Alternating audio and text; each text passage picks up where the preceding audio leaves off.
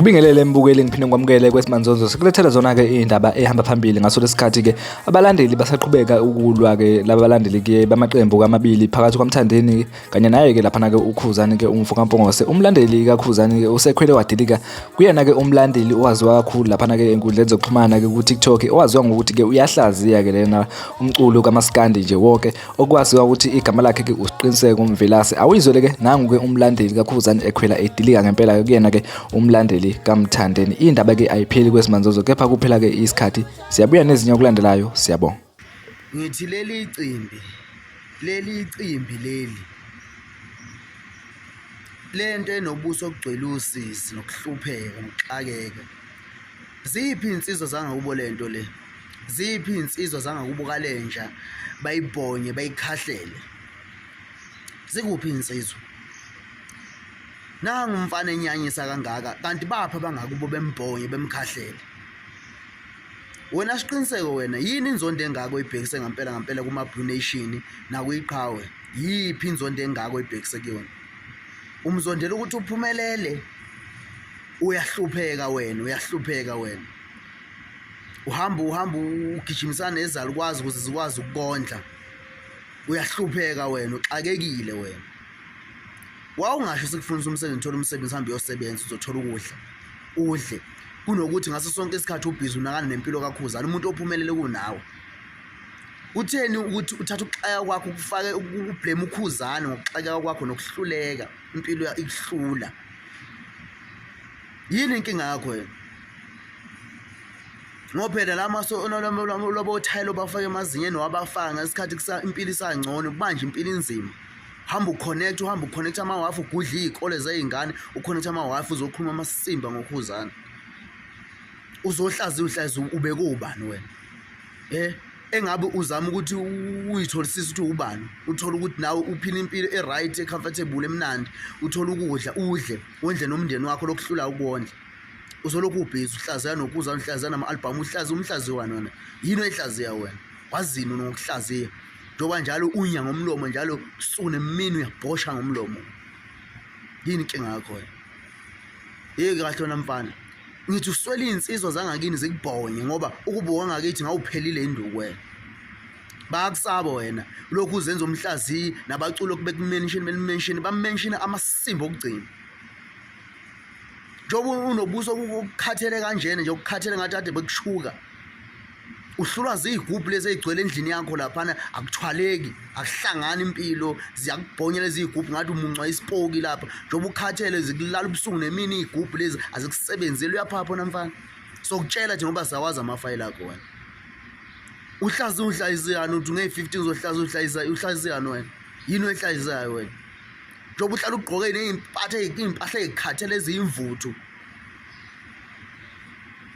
Uyahlukakekile umthandeni akakufuni umthandeni uyabona izipupu wayikhuluma ngamabulula nje ngawo wayikhuluma ngawe wena nje akakufuni umthandeni wena angeke ngikumention ngisho kuma post akakhulumi nangawe but ubusy ulwenza life abangasila bangenangqondo namfana wenja anithathele leli lokhuza leli ibululu leli anithatheni le ngulube ehlathi enesikhumba esimfomayo simfoma sihlula ngisho izinto zokuphafa ngisho ungagcobisa uflower wena isikhumba sakho siyaxexebuka nesichitho abakushaya ngaso washawe emazulwini ngesichitho uzelwe silimandini ngisho lenje ethe usize yakwasijula ngazi kuphi lenja le ekhuluma ngaso sonke isikhathi ihlala igxeka ilwa njalo nama Blue Nation mbongo lontini namhlanje ngiqondene nawe silimi.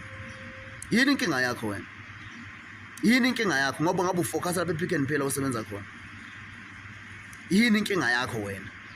Uhlale njalo uzoveza ubuso obubi kangaka okumfomayo into ujula ukudizile wena nje. Yini ngasonke isikhathi wena ubhizi ukhuluma ngamalokhuza ngama Blue Nation wena. Yini inkinga yakho wena? Engawunakela ubuso hamba uthonga izinto ezichicemisa ubuso kube right. abakukhahleli ngani bekusakaza ngempamla bababonayo. Umthandeni ke angiboni engavuma ukusupportwa inunu efana nawe, isilwane, imvukuzane efana nawe, angeke Umthandeni ayivume lona. And angiboni ukuthi Umthandeni uyayikuthanda nje lokhu ubhizi umkhulumela ubusuku nemini unyanyisa kanje. Akuthandi nje Umthandeni wena.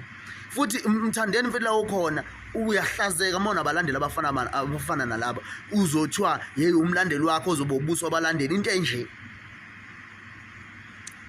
Iyanyanyisa lento le mopho le ngathi imopho ukorobha ngayo ulokhu uzoshibhoshi. Uyanyanyisa wena, uyanyanyisa wena Mpongolo.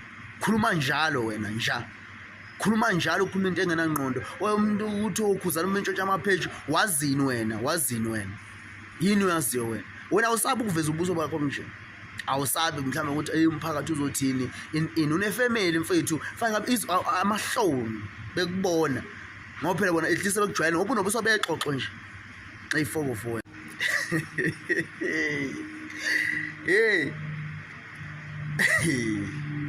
afethu ngisacela ongangisiza ukuthi angiphuthumisele lokhuza le liphara lapha alise rehab. Lo muntu uyayidinga irehab serious, akekho engqondweni lomfana, uyayidinga irehab okwangempela, uyayidinga irehab. Mina nje mfana wami ngeke ngikhulume lutho ngazo, ngizokuthatha ngifake irehab ube right, ubuye ube umuntu bese siyakwazi ukukhuluma nawe, because unginukela ulapha, uyanuka nje, unuka insizi, unuka nomphambili wakho osunuka ngisho ebusweni. Kwalo fulo mobhise lo shutha ngayo, ayiwanda ukuthi uyintshontshele banakusasa nani ngabe usuyidayisile, ngoba phela lento uyayidinga ukuthi uphile nayo lokhuza lehunga lenyawupe le. Nangu unyawupe ezongikhwela ekhanda, ekhwele edilika kimi. Lalela wenyawupe nje, mina into engizoyenza ngizokusiza nguthathe ngufake rehab done.